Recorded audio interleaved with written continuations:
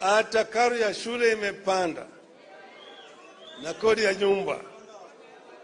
Sasa njia hiyo wanataka kuongeza ushuru. Juzi niliwaambia kwamba punda imechoka.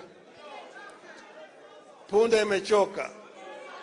Niliwaambia ya kwamba Wakenya hawawezi tena kumudu ushuru zaidi. Ile ambayo wanatozwa wakati huu nataka yapunguzwe.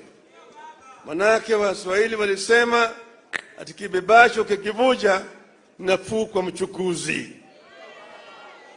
Kwa hivyo mambo gharama ya maisha tutazidi kupigana juu yake.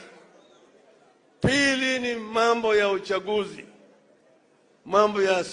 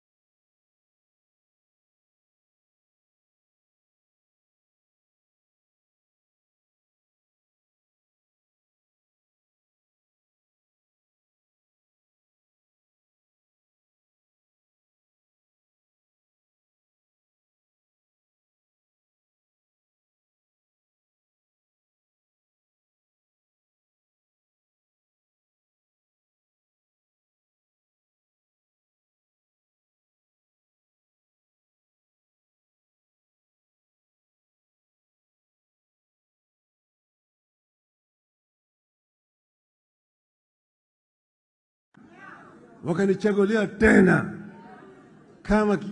kama mbunge wa Lang'ata. Wengi walitoka namna hiyo. Marehemu Dr. Protas huko Kisii, Likoa, Mumanyi, Shamala, Apili Wawire, Aniri na kadhalika.